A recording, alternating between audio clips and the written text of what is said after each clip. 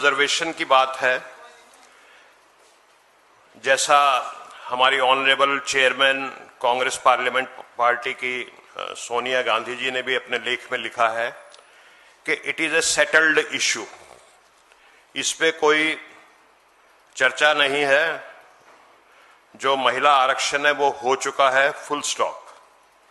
अब इसमें आगे की जो बात है उसके क्रियान्वयन की है कि उसका क्रियान्वयन, उसका एग्जीक्यूशन, उसका इंप्लीमेंटेशन किस तरह से हो।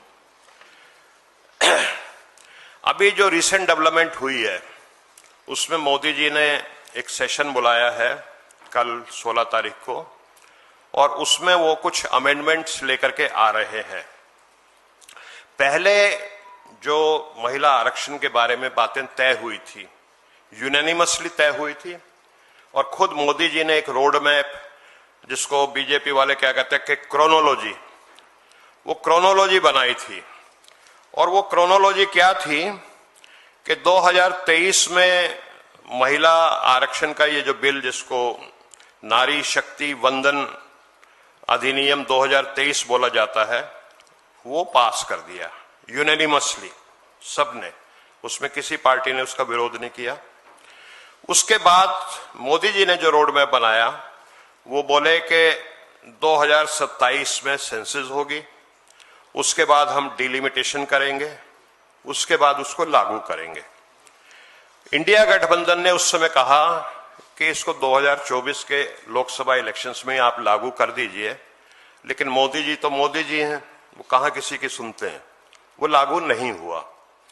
अब आपने देखा सडनली वो एक अधिनियम लेकर के आ रहे हैं, और जैसा कि सुनने में आ रहा है कि जो 2011 की सेंसस है, अब 2027 की बात नहीं कर रहे, खुद ही उन्होंने 2027 की बात की थी पहले, अब वो कह रहे हैं 2011 की सेंसस के ऊपर हम इसको लागू करेंगे।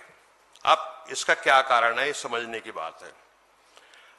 एक लॉजिक की बात भी है वैसे कि by the way I am a qualified doctor, तो मेरे पास अगर कोई रोगी आता है, कोई पेशेंट आता है और उसकी ट्रीटमेंट मुझे करनी है, तो मैं उसको उसका रिसेंट एक्सरे कराना पड़ेगा, एमआरआई कराना पड़ेगा, सीटी स्कैन कराना पड़ेगा।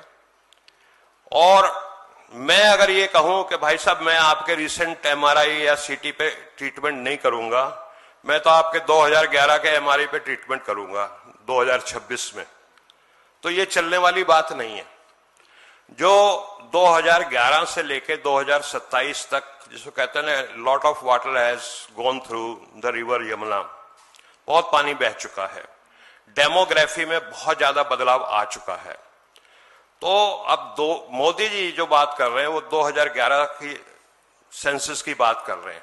अरे भाई, अगर आपको 2011 की सेंसस पे काम करना था तो वो तो तब भी अवेलेबल थी 2023 में, तब आपने कहा नहीं 2027 की सेंसस में करेंगे, उसके बाद करेंगे। अब आप जो है बिल्कुल यू टर्न कर रहे हैं, पलटी मार रहे हैं।